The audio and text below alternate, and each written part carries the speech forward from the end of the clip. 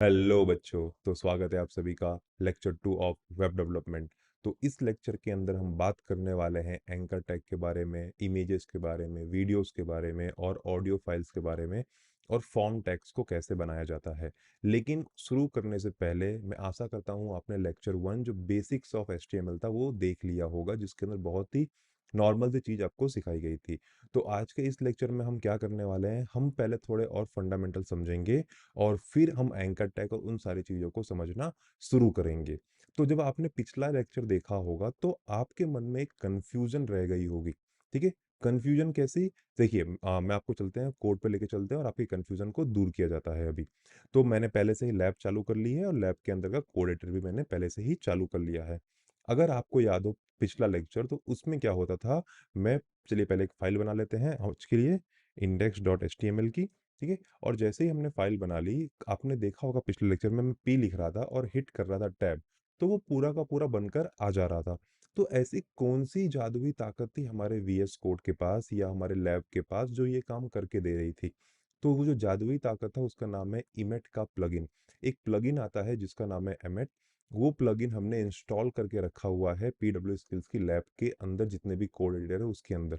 तो वो क्या करता है, वेब डेवलपमेंट के अंदर जो एचटीएमएल और सीएसएस का पार्ट है, एमेट क्या करता है, एमेट उसे लिखने के लिए बहुत ईजी कर देता है आपके लिए। फॉर एग्जांपल, अगर आपको खुद से पी टैग लिखना हो तो आपको पहले एंगुलर ब्रैकेट खोलना पड़ेगा, बंद करना पड़ेगा, फिर उसे ओपन करना पड़ेगा, फॉरवर्ड स्लैश देके क्लोजिंग टैग देना पड़ेगा। तो ये सारे कामों को जिसे बार बार रिपीट ना करना पड़े, ये जो बार बार रिपीट हो रहे थे, उन सारी प्रॉब्लम्स को सॉल्व कर दिया है एमेट ने। जैसे ही आप एमेट का यूज करते हैं, ये सारी की सारी तकलीफें दूर हो जाती हैं। ठीक है, तो ये था पहला फायदा। दूसरा फायदा, जैसे ही आप एचटीएमएल की शुरुआत करते हैं, एक बॉयलर प्लेट कोड चाहिए होता है आपको। बॉयलर प्लेट कोड का मतलब क्या होता है, उतना कोड जो एक डेवलपर को जरूरत है प्रोग्रामिंग शुरू करने से पहले एचटीएमएल के अंदर। तो उसे भी कैसे ला सकते हैं हम? उसे लाने के लिए आपको कुछ नहीं करना, आपको करना है एक्सक्लेमेटरी मार्क और हिट कर देना है टैब। जैसे ही आप एक्सक्लेमेटरी मार्क लगा के हिट करते हैं टैब की को, तुरंत ही एमिट क्या करता है, आपको एचटीएमएल का बॉयलर प्लेट कोड रेडी करके दे देता है। देखिए, इसके अंदर यहाँ पे एचटीएमएल टैग भी आ चुका है, हेड आ चुका है, बॉडी आ चुकी है और एचटीएमएल का क्लोजिंग टैग आ चुका है। मीन्स ये बॉयलर प्लेट कोड रेडी करके आपको दे देता है, ताकि आप अपना काम आसानी से शुरू कर सकें, आपको किसी भी तरीके का प्रॉब्लम ना हो। तो हम हैं क्लास 2 के अंदर, तो हम लिख देंगे यहाँ पे क्लास 2। अब जैसे ही हमने क्लास 2 लिख दिया, आपको पता है ये टाइटल कहाँ पे शो होता है। और हम रन कैसे करेंगे? रन करने के लिए हमें क्या करना है, राइट क्लिक और करना है ओपन विद लाइव सर्वर। जैसे ही मैं राइट क्लिक करके ओपन विद लाइव सर्वर करता हूँ, यहाँ पे पोर्ट नंबर लिखकर आ जाता है। अब मैं क्या करूँगा, मैं करूँगा इस पूरे यूआरएल को कॉपी, न्यू टैब में जाऊँगा, इस यूआरएल को पेस्ट करूँगा और जो वहाँ पे पोर्ट नंबर आया था उसको लिख के मैं कर दूंगा एंटर। और मैं जैसे ही एंटर करता हूँ, आप देख पा रहे हैं पूरा का पूरा वेब पेज लोड हो चुका है और ऊपर जो टाइटल है आ चुका है क्लास 2। ठीक है, अब आ जाते हैं हम यहाँ पे। हमने पिछले क्लास में देखा था जितने भी टैग हम लिख रहे हैं, उन सभी टैग का ओपनिंग टैग है और क्लोजिंग टैग है। ठीक है, तो HTML के अंदर कुछ ऐसे भी टैग हैं जिनका क्लोजिंग टैग नहीं होता, वो खुद से ही सेल्फ क्लोजिंग टैग होते हैं। फॉर एग्जाम्पल, मैं आपको देता हूँ एक HR करके टैग है। HR मतलब हॉरिजॉन्टल लाइन। ये आपको एक वेब पेज के ऊपर हॉरिजॉन्टल लाइन लाके देगा। तो ये है सेल्फ क्लोजिंग टैग। इस टैग को लिखने के बाद आपको इसका क्लोजिंग टैग लिखने की जरूरत नहीं पड़ती। अगर मैं यहाँ पे आता हूँ, आप देखेंगे आपको एक लाइन मिल चुकी है यहाँ पे, तो ये होता है सेल्फ क्लोजिंग टैग। देखिए, आज के दिन पे क्या होने लगा है, जो भी सेल्फ क्लोजिंग टैग होते हैं उसमें ये फॉरवर्ड स्लैश लगाना कंपलसरी नहीं है। लेकिन पहले जब HTML की शुरुआत हुई थी, तब जितने भी सेल्फ क्लोजिंग टैग थे, उन सभी सेल्फ क्लोजिंग टैग के अंदर ये फॉरवर्ड स्लैश लगाना कंपलसरी था। लेकिन जिस तरह टेक्नोलॉजीज आगे बढ़ती जा रही हैं, उस तरह ये आप अगर ओमिट कर देते हैं, मतलब नहीं लिखते हैं, तब भी जो वेब ब्राउजर है जिसे रेंडर करना है वेब पेज को, वो समझ जाएगा कि हाँ, ये एक सेल्फ क्लोजिंग टैग है, इसमें फॉरवर्ड स्लैश नहीं लगाया, तो कोई बात नहीं, मैं खुद से लगा के इसे रेंडर कर दूंगा। तो यहाँ तक बात मैं उम्मीद करता हूँ आपको समझ में आ चुकी होगी कि ये ऑटोमेटिक कहाँ से पूरे टैग बन के कंप्लीट हो जा रहे थे। अब सेकंड पॉइंट पे आते हैं कि कमेंट्स क्या होते हैं HTML के अंदर या किसी भी प्रोग्रामिंग लैंग्वेज के अंदर, कमेंट्स क्या है और कमेंट की इंपॉर्टेंट क्या होती है। ठीक है, तो देखिए, कमेंट क्या होता है, जब भी आप कोई कोड लिखना शुरू करते हैं, जब भी आप कोई कोड लिखना शुरू करते हैं, शुरू करने से पहले आपको उस कोड, उस लाइन के जस्ट ऊपर कमेंट देके ये लिखना होता है कि जो नीचे कोड लिखा गया है वो किस बारे में है। फॉर एग्जाम्पल, मैं अगर नीचे कोड लिख रहा हूँ एक वीडियो लोड करने के बारे में, तो मुझे ऊपर कमेंट दे देना चाहिए कि मैं नीचे एक वीडियो लोड कर रहा हूँ जो इस जगह से आने वाला है। तो उससे क्या होता है, मान लीजिए आप किसी कंपनी में काम कर रहे हैं और आप कंपनी छोड़ के चले जाते हैं और कोई दूसरा डेवलपर आपकी जगह पे आके उस कोड को देखता है। तो जब वो कोड को देखे तो वो कमेंट पढ़ के ही समझ जाए कि आपने नीचे क्या लिखा है। उसको देख के एनालाइज करके एक एजुकेटेड गेस लेने की भी जरूरत ना पड़े। तो इन सभी कामों को आसान कर देते हैं हम कमेंट की मदद से। तो आज हम अपना सबसे पहला कमेंट लिखेंगे एचटीएमएल के अंदर। चलिए देखते हैं कैसे लिखा जाता है। तो देखिए, कमेंट लिखने के लिए एमिट ने हमें एक शॉर्टकट दिया है। आप प्रेस करेंगे कमांड और फॉरवर्ड स्लैश, और अगर आप विंडोज मशीन पे हैं तो आप प्रेस करेंगे कंट्रोल और फॉरवर्ड स्लैश। जैसे ही आप कंट्रोल या फॉरवर्ड स्लैश प्रेस करते हैं, कमेंट का जो सिंटेक्स होता है वो आ जाता है। मीन्स कमेंट जहाँ पे लिखना है उसका जो सिंटेक्स है वो आ जाता है। तो अभी हम समझ लेते हैं कि हम दूसरे वेब पेज को अपने वेब पेज के ऊपर कैसे लाके लिंक कर सकते हैं। तो मैं यहाँ पे लिख देता हूँ हाइपरलिंक, ठीक है। मैं यहाँ पे कमेंट में लिख देता हूँ हाइपरलिंक। इसका मतलब अब मैं क्या करूंगा, मैं नीचे जो भी चीज लिखने जा रहा हूँ, मैं उसके अंदर दूसरे किसी वेब पेज का यूआरएल डालूंगा। तो अब वो कैसे कर सकते हैं, तो उसको करने के लिए हम यूज करते हैं एंकर टैग का। तो मैं लिखूंगा ए और हिट करूंगा टैब। जैसे ही मैं ए लिख के हिट टैप करता हूँ, जो ए एलिमेंट है पूरा का पूरा, उसका सिंटेक्स लिखकर मेरे सामने आ जाता है। और आप देख रहे होंगे इस टैग के अंदर बीच में भी कुछ लिखा हुआ है। तो ये जो बीच में कुछ लिखा हुआ है, इसे हम कहते हैं एट्रीब्यूट्स। क्या कहते हैं इसे, इसे हम कहते हैं एट्रीब्यूट्स। एट्रीब्यूट्स एडिशनल प्रॉपर्टीज होती हैं उस एक पर्टिकुलर टैग के लिए, जो उस टैग को काम करने में मदद करती हैं। ठीक है, अब ये कैसे मदद करती है वो देख लेते हैं। तो कई बार आपने देखा होगा लिखा रहता है क्लिक हियर, और जैसे ही आप क्लिक हियर पे क्लिक करते हैं वो आपको किसी और दूसरे वेब पेज पे लेके चला जाता है। तो फॉर एग्जांपल मैंने यहाँ पे लिख दिया click here to visit PW skills site, ठीक है। अब मैं क्या करूंगा, मैं न्यू पेज पे जाके पीडब्ल्यू स्किल्स की साइट खोल रहा हूँ, इसे कॉपी करूंगा और एचरेफ के अंदर डाल दूंगा, ठीक है। अब क्या होगा, मैंने क्या बोला, जो ये बीच में एट्रीब्यूट्स होते हैं वो टैग्स की एडिशनल प्रॉपर्टी होती है, जो टैग को काम करने के लिए आसानी होती है। तो जैसे ही इसे सेव करेंगे हम लोग और यहाँ पे आके रन करेंगे, तो रन करते ही आप देख लेंगे यहाँ लिखा रहता है click here to visit PW skills site. जैसे ही मैं इस पे क्लिक करता हूं, आप देखेंगे पीडब्ल्यू स्किल्स की वेबसाइट लोड हो गई।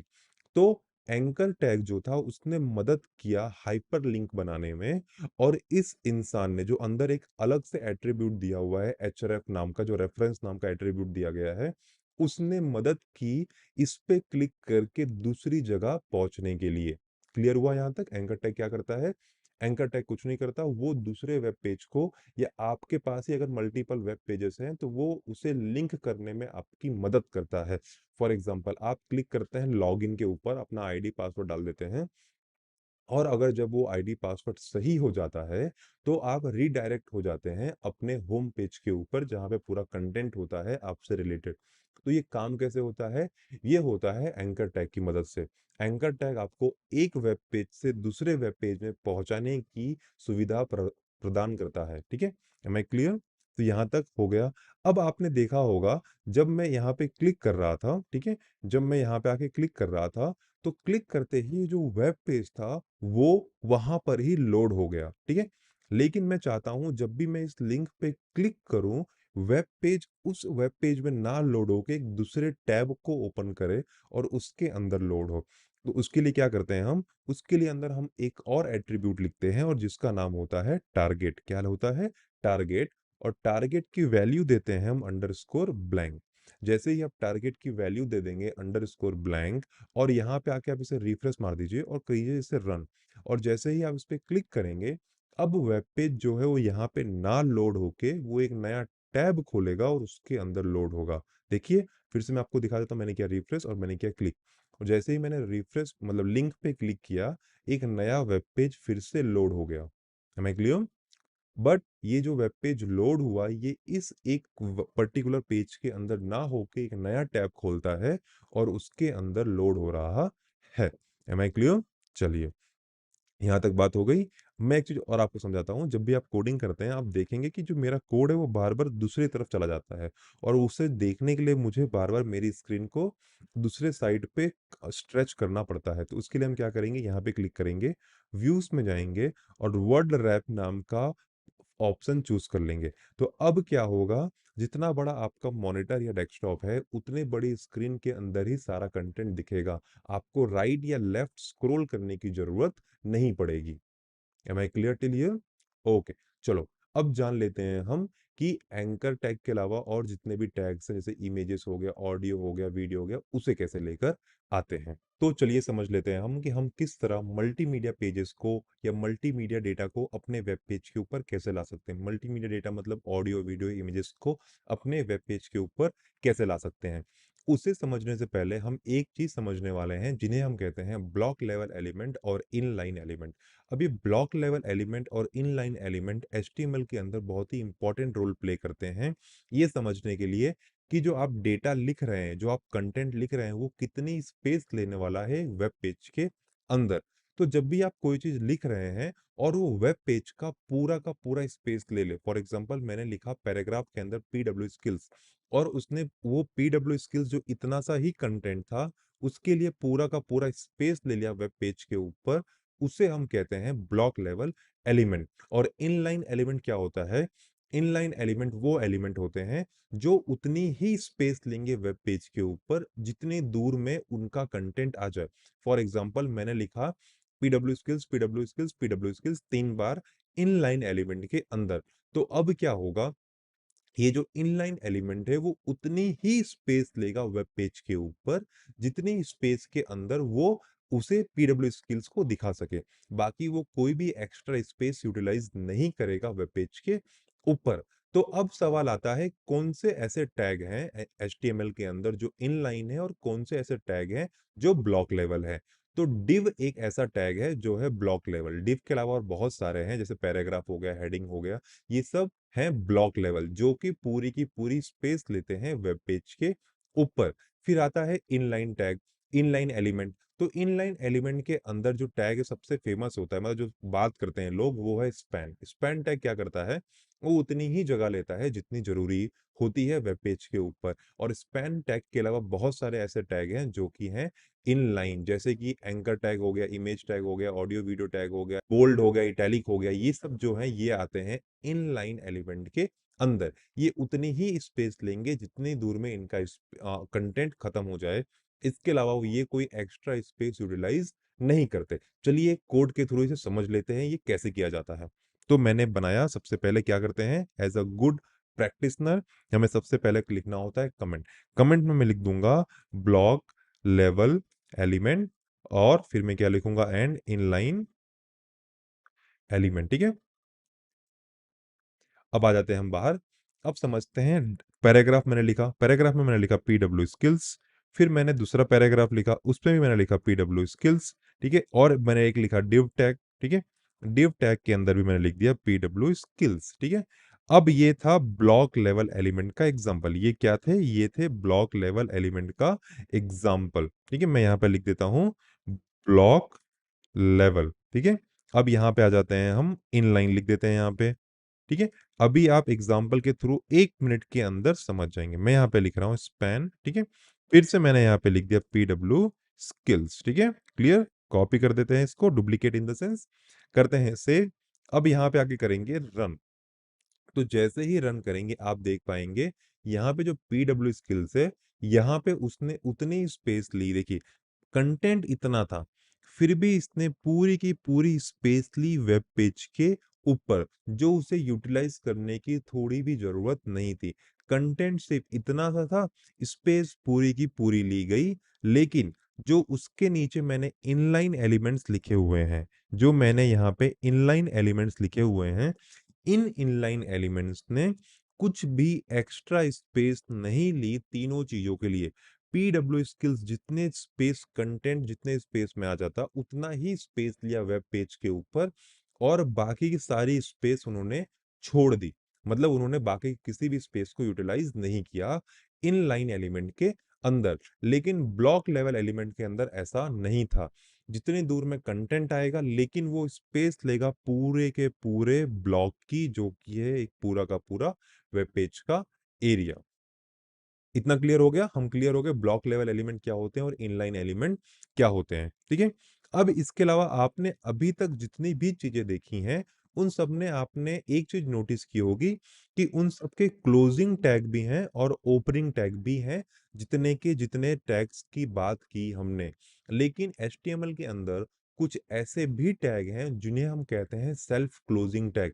मतलब उनका ओपनिंग और क्लोजिंग टैग एक ही होता है। वैसे कौन से टैग है? तो हमारे पास है एक HR। ठीक है। ये HR टैग क्या करता है?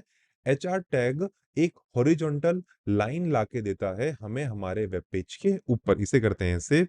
अब हम यहाँ पे आएंगे और हिट करेंगे रीलोड, तो आप देख सकते हैं एक हॉरिजॉन्टल लाइन हमारे वेब पेज के ऊपर आ चुकी है। देखिए, अगर आप इस फॉरवर्ड स्लैश को नहीं देते हैं और इसे रन करते हैं तब भी वो प्रॉपरली रन करेगा।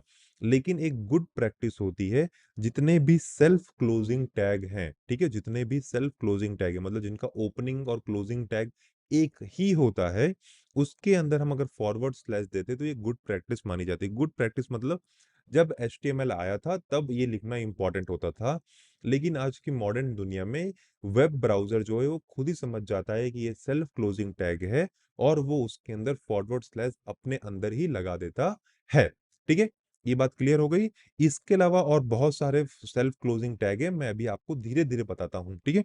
एक हो गया इमेज। एक और सेल्फ क्लोजिंग टैग है जिसे हम कहते हैं बियर। बियर क्या करता है? बियर करता है ब्रेक। बियर क्या करता है? ब्रेक। वो किसी भी चीज को तोड़ देगा और उसे न्यू लाइन पे जाने के लिए मजबूर कर देगा। जैसे कि मैंने यहाँ पे लिख दिया बियर। अब मैं अपने वेब पेज पे आता हूँ और हिट करता हूँ रीलोड। ठीक है। तो अब आप देखेंगे ये जो PW स्किल्स है जो मैंने यहाँ पे लिखा था, मैं यहाँ पे लिख देता हूँ ब्रेक। ठीक है। ब्रेक करते हैं सेव। अब आप देखिए यहाँ पे इसके बाद मैंने लिखा था BR। तो इस BR ने क्या किया? उस पूरी लाइन को बीच में से तोड़ के न्यू लाइन के ऊपर सेंड कर दिया। ठीक है। तो ये कुछ थे सेल्फ क्लोजिंग टैग। अभी मैं आपको और सेल्फ क्लोजिंग टैग धीरे धीरे बताऊंगा। तो इतना उम्मीद है आपको समझ में आ गया।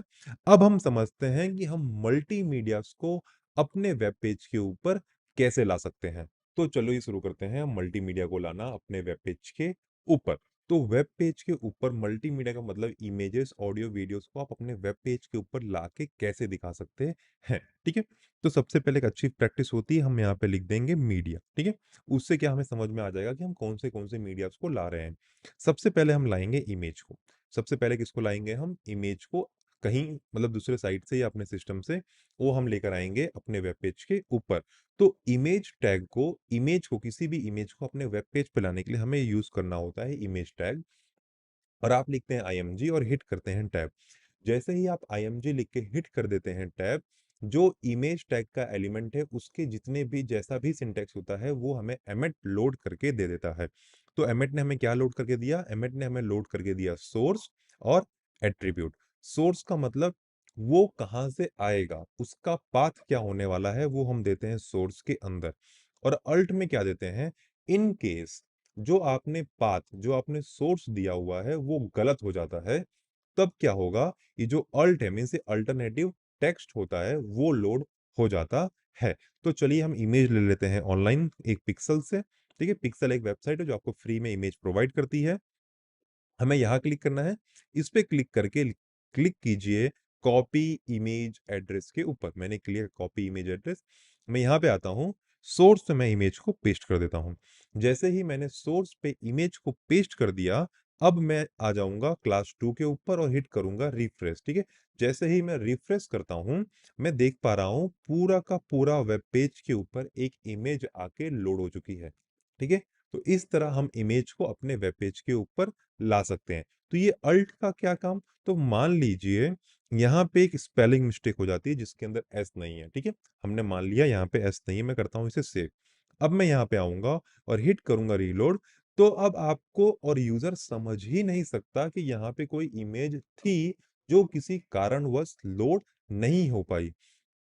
तो मैं मान लीजिए अल्ट के अंदर अगर लिख देता हूं बर्ड, तो अब क्या होगा, यहाँ पे अगर इमेज लोड नहीं हो पाएगी, फिर भी बर्ड लिखकर आ जाएगा, ताकि जो भी इंसान आपका ये पेज देख रहा है वो ये एनालाइज करके समझ सके कि हाँ, यहाँ पे कोई इमेज होनी चाहिए थी, लेकिन किसी प्रॉब्लम के कारण वो यहाँ पे लोड नहीं हो पाई है।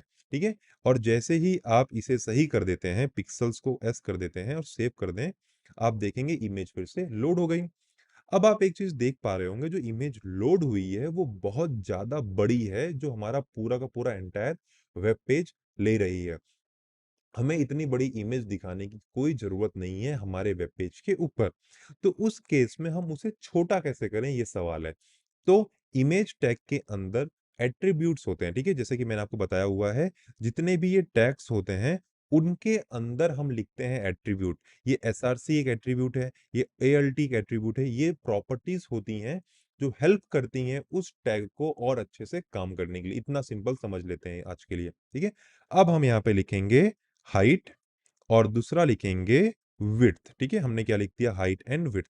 मैं हाइट में डाल देता हूं 500 पिक्सल, और विड्थ में डाल देता हूं मैं 500 पिक्सल। इसे करेंगे सेव।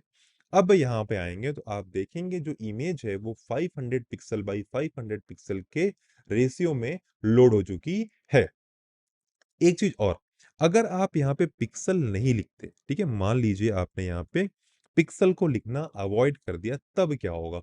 तो उस केस में भी जो इमेज है वो प्रॉपरली लोड होगी, क्योंकि जो आजकल के मॉडर्न वेब ब्राउजर हैं वो ऐसे किसी भी यूनिट को जो आप दे रहे हैं बाय डिफॉल्ट वो उन्हें पिक्सल के रूप में ही लेते हैं। वो किसी और तरीके से इसे ट्रीट नहीं करने वाले, ठीक है।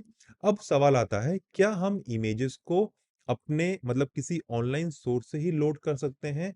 अपने सिस्टम के अंदर कोई इमेज है तो उसे लोड नहीं कर सकते? नो, हम उससे भी प्रॉपरली लोड कर सकते हैं, उसकी भी कोई दिक्कत नहीं रहेगी।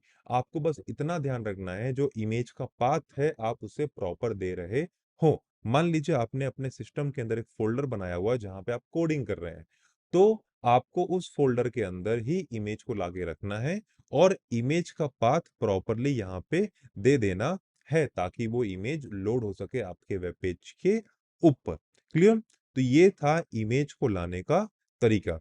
अब दूसरा जो हम सीखने वाले हैं, वो सीखने वाले हैं कि हम वीडियोस को कैसे लेकर आए। और अगर आप एक चीज नोटिस कर रहे होंगे तो आपने देखा होगा इमेज का कोई क्लोजिंग टैग नहीं है। तो इमेज कौन सा टैग हुआ, इमेज कौन सा एलिमेंट हुआ, इमेज हुआ इनलाइन एलिमेंट। ठीक है, सॉरी, सेल्फ क्लोजिंग टैग है इमेज। और इनलाइन कैसे, मैं भी आपको एक सेकंड में बताता हूँ, ठीक है। मान लीजिए मैं यहाँ पे लेता हूँ वीडियो। अब मुझे लाना है वीडियो मेरे वेब पेज के ऊपर। क्या लाना है मुझे, वीडियो। मैंने लिखा वीडियो, अब मैं क्या प्रेस करूंगा, हिट करूंगा टैब। मैं एक गलती कर रहा हूँ, आपने देखा मैंने कमेंट नहीं दिया, तो मुझे देना पड़ेगा कमेंट। तो मैं यहाँ पे दूंगा कमेंट, और कमेंट में मैं लिखूंगा वीडियो, ताकि कोई और कोड मेरा पढ़े तो वो समझ सके नीचे क्या हो रहा है। और as a good practice, code लिखने से पहले कमेंट डालना बहुत ज्यादा जरूरी होता है।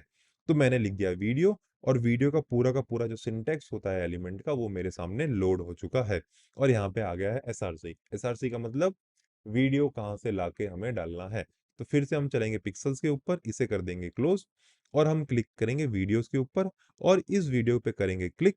यहाँ पे करेंगे राइट क्लिक, और क्या करेंगे हम लोग, कॉपी इमेज एड्रेस। ठीक है, कॉपी इमेज एड्रेस आपको यहाँ से भी मिल जाएगा, और आप डायरेक्टली यहाँ क्लिक करके भी कॉपी वीडियो एड्रेस ले सकते हैं। ठीक है, आप डायरेक्टली वहां पे क्लिक करके कॉपी वीडियो एड्रेस भी ले सकते हैं। यहाँ पर आएंगे और इसे कर देंगे हम पेस्ट।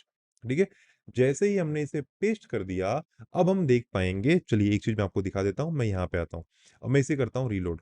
ठीक है, और आप देखो मैंने बोला था इनलाइन एलिमेंट है, तो वो इनलाइन एलिमेंट क्यों है हम उसे समझते हैं। ठीक है, तो जैसे ही ये इमेज टैग यहाँ पे क्लोज हो जाता है, जैसे ही इमेज टैग यहाँ पे क्लोज हो जाता है, नेक्स्ट पेज पे, मींस नेक्स्ट जो जगह है वो एम्प्टी रहती है, और मैं वहां पे वीडियो लोड करने के काबिल हो जाता हूँ। क्लियर? तो जो इमेज था वो सिर्फ इतने दूर में आया, और उसके तुरंत बाद मेरी वीडियो आ गई। तो मैं क्या कह सकता हूँ कि जो इमेज है वो मेरा इनलाइन है, इनलाइन एलिमेंट है। तो यस, मैं ये कह सकता हूँ जो ये इमेज टैग है वो इनलाइन एलिमेंट है। अब ये जो वीडियो टैग होगा, ये भी मेरा इनलाइन एलिमेंट ही होगा। वो पता चलेगा आपको जब मैं दूसरा कोई टैग डालूंगा तब तब का के लिए हम रखते हैं शांति। ठीक है, तो ये रहा मेरा वीडियो टैग। और इस वीडियो टैग के अंदर मैं यहाँ पे आता हूँ और करता हूँ रीलोड। तो आप एक चीज नोटिस कर पा रहे होंगे, जो वीडियो टैग आया है, इस टैग के अंदर कोई भी प्ले और पॉज का ऑप्शन नहीं है। और वीडियो के अंदर प्ले पॉज, फुल स्क्रीन करना और टाइम फ्रेम को चेंज करने का ऑप्शन होना बहुत ज्यादा जरूरी होता है। तो अब उसे कैसे लेके आए, सबसे बड़ा सवाल यहाँ पे आ जाता है। तो हमारे पास एट्रीब्यूट, जो वीडियो एट्रीब्यूट्स होते हैं, उसके अंदर एक और एट्रीब्यूट है कंट्रोल्स। क्या है? कंट्रोल्स। और जैसे ही आप कंट्रोल्स लिखते हैं और यहाँ पे आके हिट रीलोड करते हैं, तो आप देखेंगे अब कि यहाँ पे प्ले पॉज का ऑप्शन आ चुका है, फुल स्क्रीन करने का ऑप्शन आ चुका है और टाइम फ्रेम भी चेंज करने का ऑप्शन आ चुका है। तो कंट्रोल जो ये प्रॉपर्टी है, ये इतनी ज्यादा ताकत लाके देती है इस वीडियो टैग को। क्लियर हुआ यहां तक कि वीडियो टैग क्या काम कर सकता है? जिस तरह वीडियो टैग है हमारे पास, उस तरह ही हमारे पास है ऑडियो टैग। तो सेम करेंगे हम फिर से, कमेंट, जाएंगे नीचे और हम लिखेंगे यहाँ पे ऑडियो, और क्या प्रेस करना है हमें? टैब। कौन कोड कंप्लीट करके देगा हमें? कोड कंप्लीट करके हमें देगा एमेट। एमेट एक हमारा ऐसा फ्रेंड है जो हमारे सभी कामों को फटाफट करके खत्म कर देता है। फिर मैं करूंगा हिट टैब, पूरा का पूरा सिंटेक्स आ गया उस पूरे ऑडियो एलिमेंट का। ठीक है, सोर्स के अंदर क्या डालेंगे?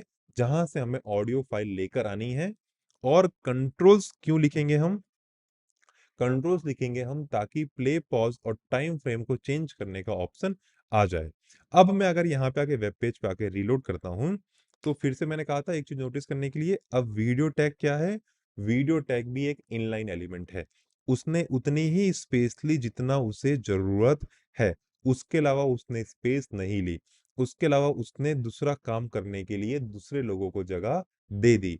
तो जब भी कोई ऐसा टैग जो कंप्लीट स्पेस नहीं लेता, तो उसे हम कहते हैं इनलाइन एलिमेंट्स। ठीक है, और जब भी कोई ऐसा टैग जो पूरी की पूरी स्पेस ले लेता है, हम उसे कहते हैं ब्लॉक लेवल एलिमेंट्स या ब्लॉक एलिमेंट्स, जो पूरा का पूरा एक ब्लॉक ले लेते हैं वेब पेज का।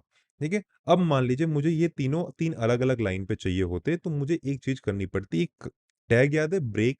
ब्रेक क्या करता है? वो तोड़ देता है चीजों को और मजबूर करता है कि भाई साहब आप जाइए न्यू लाइन के अंदर। तो यहाँ पे ये ब्रेक हुआ, यहाँ पे ये ब्रेक हुआ, और यहाँ पे देखिए ऑडियो आ गया। अब अगर आप ऑडियो ध्यान से नोटिस कर पा रहे हो, तो आप देख सकते हैं जो ऑडियो है इसमें प्ले और पॉज का ऑप्शन नहीं आ रहा। ठीक है, जो ऑडियो टैग है उसके अंदर प्ले और पॉज का ऑप्शन नहीं आ रहा, मीन्स ऑप्शन है बट आप उसे कुछ कर नहीं सकते।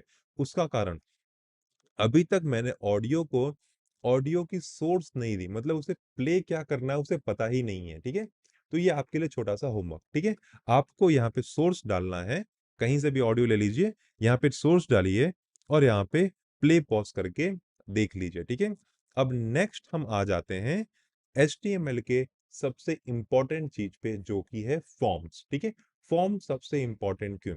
तो जो भी डेटा आप एक किसी भी वेब पेज पे लिख रहे हैं, मान लीजिए जब आप अपना अकाउंट बना रहे होंगे PW स्किल्स पे, तो आपको अपना मोबाइल नंबर डालना पड़ा होगा। तो वो जो डालने की जगह थी, फिर अगर अपने प्रोफाइल में जा रहे हैं तो वहां पे अपना नाम, ईमेल, ये सब डालते हैं। तो ये आप करते HTML के अंदर ही है। ठीक है, HTML के अंदर होता है फॉर्म टैग और उसके अंदर होते हैं इनपुट्स टाइप। इनपुट टाइप्स मतलब क्या? कि फॉर एग्जाम्पल आपको अपना नाम डालना है, तो नाम क्या होगा? टेक्स्ट, तो इनपुट टाइप टेक्स्ट। ठीक है, मान लीजिए आपको ईमेल डालना है, तो इनपुट टाइप क्या होगा? ईमेल।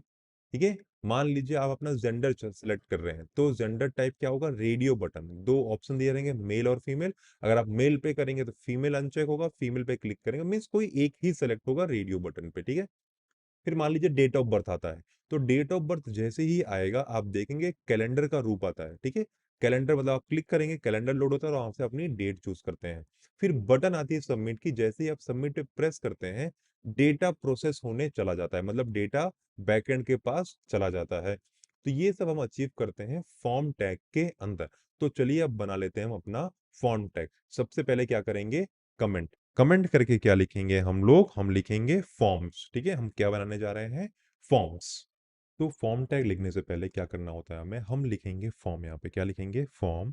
और जैसे ही हम फॉर्म लिख देते हैं, हम हिट करते हैं टैब, और जैसे ही हिट टैब करते हैं, जो फॉर्म का एलिमेंट का सिंटैक्स होता है वो पूरा का पूरा लोड हो जाता है। ठीक है, फॉर्म टैग क्यों लिखते हैं आप समझ चुके हैं।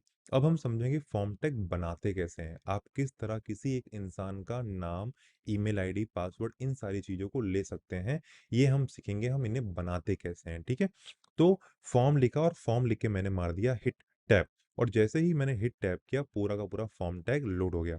ये जो एक्शन लिखा हुआ है ये एज ऑफ नाउ हमारे लिए इंपॉर्टेंट नहीं है एचटीएमएल के पार्ट के अंदर।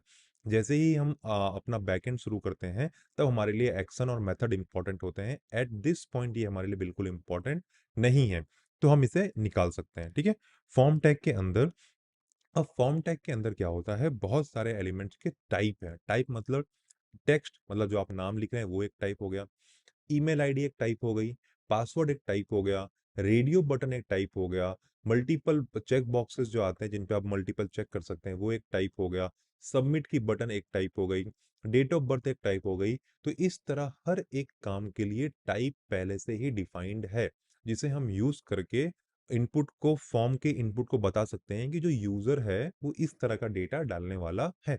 फॉर एग्जाम्पल, अगर मैं नेम लिख रहा हूं और नेम लिखने के बाद मैं यहाँ पे लिख देता हूँ इनपुट हिट टैब, क्या टैब किया मैंने, प्रेस किया, टैब किया मैंने, हिट को सॉरी, प्रेस किया मैंने टैब की को, और जैसे ही मैंने टैब की को प्रेस किया आप देख सकते हैं राइट टेक्स्ट लिखकर आ गया है। ठीक है, अब मैं क्या करूंगा, इसे मैं करूंगा बंद। हाँ, हमें ये भी जानना है कि हम वेब सर्वर, लाइव सर्वर को बंद कैसे कर सकते हैं। तो यहाँ पे जो बटन ऑप्शन आता है उसको क्लिक कर दीजिए तो वो बंद हो जाएगा, और फिर से क्लिक कीजिए गो लाइव, तो आप फिर से लाइव चले जाएंगे। फिर से कुछ नहीं, वही सेम काम करना है, यूआरएल कॉपी, यहाँ पे आके यूआरएल पेस्ट, कॉलन और 5500 मार देना है, हिट एंटर, और जैसे ये मारेंगे ये लोड हो जाएगा। ठीक है, तो आप देख रहे होंगे, एक काम करते हैं बी आर टैग हटा देते हैं ताकि वो थोड़ा सा ऊपर आ जाए। ठीक है, चलिए बी आर टैग को हटा दे, ये बी आर टैग रहने देते हैं इमेज का, और ये रहने देते, इसको और हटा दे रहने देते हैं, यहाँ पे लगा देते हैं बी आर, ताकि ये यहाँ से टूट के नीचे आ जाए। तो अब यहाँ पे आ गया। एक और काम कर सकते हैं, हमें पता है एचआर, तो एक हमें एक्स्ट्रा लाइन मिल जाएगी। ठीक है, तो इसके नीचे आ गया हमारा इनपुट फॉर्म। अब मैं यहाँ पे अपना कोई भी टेक्स्ट लिख सकता हूँ जो आपको प्रॉपरली दिखाई देगा। ठीक है, अब एक काम करते हैं, चलिए मैंने नेम बना लिया, अब बनाते हैं ईमेल। ईमेल बनाने के बाद मैं लिखूंगा फिर से इनपुट। ठीक है, इनपुट टाइप क्या हो जाएगा अब टाइप होगा ईमेल। अब टाइप क्या करेंगे हम लोग, अब टाइप लिखेंगे हम लोग ईमेल, और हम करेंगे सेव। ठीक है, सेव करते ही आप देखेंगे हम यहाँ पे एक चीज नोटिस की, इसके जस्ट बाजू में नेक्स्ट इसके ये आ गया, मतलब ये कौन सा एलिमेंट हुआ, ये हुआ इनलाइन एलिमेंट। अगर इसको मुझे नेक्स्ट लाइन पे भेजना हो तो मुझे क्या देना पड़ेगा, मुझे देना पड़ेगा बी आर, ताकि वो ब्रेक होके नेक्स्ट लाइन पे चला जाए। तो आप देखिए अब दोनों ऊपर नीचे आ गए हैं। एक चीज और, आपने कई सारे वेब फॉर्म में देखा होगा कि यहाँ पे लिखा रहता है कुछ। ठीक है, वो कैसे लिखेंगे, वो हम लिख सकते हैं प्लेस होल्डर की मदद से। मैंने प्लेस होल्डर से लिख दिया फुल नेम। अब मैं अगर इसे सेव करता हूं और मैं यहाँ पे लिख देता हूँ फिर से प्लेस होल्डर ईमेल आईडी, अब क्या होता है देखते हैं। यहाँ पे आएंगे और हिट करेंगे रीलोड, तो ये जो टेक्स्ट है इसके अंदर फुल नेम लिख कर आ जाता है।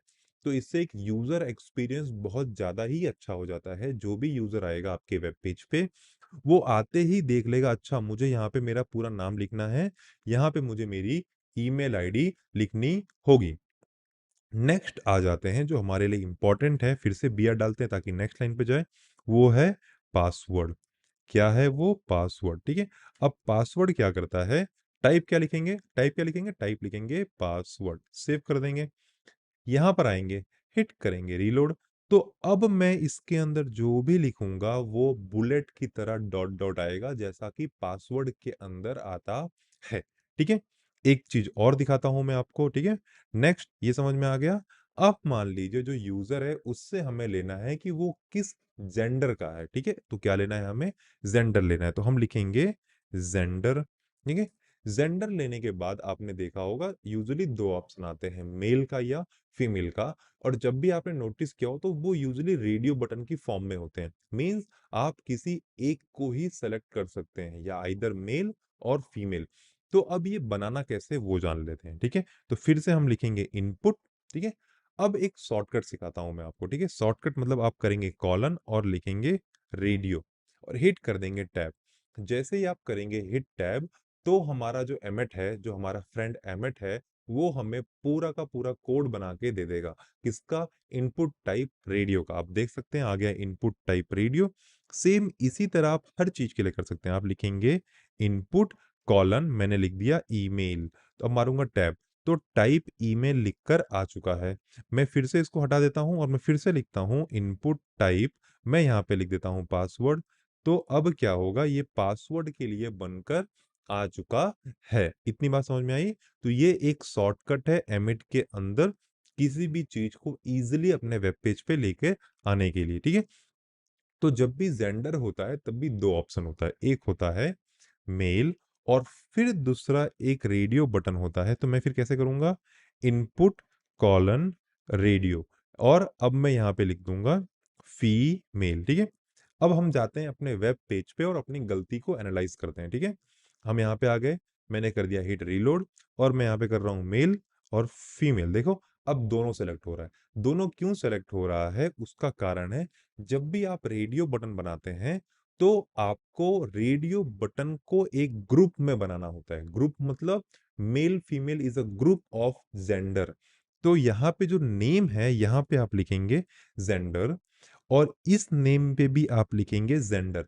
तो ये सब एक ग्रुप के हो गए, इसे करेंगे सेव। अब यहाँ पे आके करते हैं रीलोड, ठीक है। तो मेल और फीमेल, ठीक है, अब ये हो गए एक ग्रुप के अंदर। अगर मान लीजिए आपने गलती से नाम अलग अलग लिख दिया और इसे करेंगे रीलोड, तो अब आप इसे भी सेलेक्ट कर पाएंगे, इसे भी सेलेक्ट कर पाएंगे, क्योंकि अब इन लोगों ने एक ग्रुप का फॉर्मेशन नहीं किया है। ग्रुप का फॉर्मेशन कैसे होता है? ग्रुप का फॉर्मेशन होगा, यहाँ पे जो नेम लिखा है वो इसके अंदर और इसके अंदर सेम होना चाहिए, तभी एक ग्रुप फॉर्म होगा, नहीं तो नहीं। क्लियर? अब आप देख सकते हैं यहाँ पे मेल आएगा, यहाँ पे फीमेल अपने आप आ जाएगा, ठीक है। अब मैं यहाँ पे डाल देता हूँ पासवर्ड के बाद ब्रेक, तो उससे क्या होगा, ये इससे ये नीचे आ जाएगा। क्लियर? एक चीज और, कई बार क्या होता है आपने देखा होगा, जब भी आप फॉर्म पे क्लिक करते हैं तो एक बटन आती है, मतलब एक पॉपअप आता है जिसमें लिखा रहता है रिक्वायर्ड, मतलब आपने ये चीज छोड़ दी है, आपको ये भरना होगा। तो वो कैसे कर सकते हैं? मान लीजिए मैं ईमेल आईडी में, इसके अंदर एक एट्रीब्यूट होता है जिसको हम कहते हैं रिक्वायर्ड, ठीक है। जैसे ही लिख के मैं इसे सेव करता हूँ, अब मैं इसके अंदर हूँ, ठीक है। मैंने यहाँ पे मान लीजिए कुछ लिखा, मैं यहाँ पे हूँ, मैं स्किप करके यहाँ पे आ जाता हूँ, और अभी मैंने सबमिट बटन नहीं दबाना है, ठीक है। जैसे ही मैं सबमिट बटन बना देता हूं और मैं सबमिट पे क्लिक करूंगा, यहां पे एक पॉपअप आ जाएगा, जो पॉपअप बोलेगा कि ये रिक्वायर्ड है। चलिए अब उसे देख लेते हैं, ठीक है। उसे भी बना लेते हैं हम लोग। तो मैंने यहाँ पे दे दिया BR। अब मैं दूंगा इनपुट। इनपुट का टाइप क्या होगा? अब होगा वो सबमिट, ठीक है। और वैल्यू भी मैंने क्या लिख दी? सबमिट। और वैल्यू जो सबमिट होती है ये कहाँ पे दिखाई देगी, मैं दिखाता हूँ, ठीक है। यहाँ पे आ जाते हैं, तो ये देखिए आपको यहाँ पे सबमिट दिखाई दे रहा है। आप अगर वैल्यू में लिख देते हैं मान लीजिए लॉगिन, तो अब आपको यहाँ क्या दिखाई देगा? लॉगिन, ठीक है। तो वैल्यू मतलब ये जो बटन पे आपको क्या दिखाना है, ठीक है। अब मैं इस पे क्लिक करता हूँ सबमिट। तो जैसे ही मैं सबमिट पे क्लिक कर रहा हूँ, एक पॉपअप आ रहा है, और पॉपअप क्या बोल रहा है? प्लीज फिल इन द, फिर से क्लिक करते हैं, फिल इन दिस फील्ड, मतलब आप इस फील्ड को एम्प्टी नहीं छोड़ सकते। बिना इस फील्ड को फिल किए जो फॉर्म है वो सबमिट नहीं हो सकता। इसी तरह आप रिक्वायर्ड जो है वो हर एक के अंदर डाल के उसका फिलिंग, मतलब जो यूजर है वो उसे एम्प्टी ना छोड़ सके, वो कंपलसरी हो जाता है रिक्वायर्ड लिखने के बाद, ठीक है। अब मान लेते हैं आपको अपना डेट ऑफ बर्थ डालना है, DOB, ठीक है। डेट ऑफ बर्थ डालना है, तो फिर से क्या होगा? इनपुट। इस वक्त टाइप क्या लेंगे हम लोग? टाइप लेंगे डेट। टाइप क्या होगी हमारी? डेट, ठीक है। टाइप आ गई डेट, मैंने कर दिया सेव। अब आते हैं यहाँ पे, तो यहाँ पे मैं करता हूँ हिट रीलोड। तो देखिए मैं यहाँ पे एक ब्रेक भी लगा देता हूँ ताकि वो अलग अलग लाइन में हो जाए, ठीक है। यहाँ पे हम मार देते हैं एक BR ताकि ब्रेक हो जाए। ब्रेक आते ही आ गया डेट ऑफ बर्थ। इस पे क्लिक करने पे देखिए एक पूरा का पूरा कैलेंडर पॉपअप होकर आ गया। यहाँ पे क्लिक करके आप किसी भी मंथ पे या ईयर पे जा सकते हैं। पहले आप मान लीजिए इस ईयर पे चले जाते हैं, फिर आप यहाँ जा सकते हैं। क्लियर? और कोई भी चीज को सेलेक्ट कर लीजिए तो वो डेट यहाँ पे लिख कर आ जाती है। अब जैसे ही मैं क्लिक करता हूँ सबमिट मीन्स लॉग इन, वो क्या बोलता है? Please fill in this field, मतलब आप उस एक फील्ड को एम्प्टी नहीं छोड़ सकते हो आगे बढ़ने के लिए। Am I clear? इतने बात समझ में आ गई? तो ये था फॉर्म्स का बेसिक्स, ठीक है? तो हमने एचटीएमएल का जितना इम्पोर्टेंट और बेसिक्स होता है वो कवर कर लिया है। इसके अलावा एचटीएमएल में थोड़ी चीज़ें और हैं जो थोड़ी और इम्पोर्टेंट होती हैं, लेकिन as a beginner, as a basic complete beginner जिसको कुछ नहीं आता हो, आपके लिए इतना जानना मोर देन इनफ है। ठीक है? Thank you so much for watching this lecture. See you in the next one.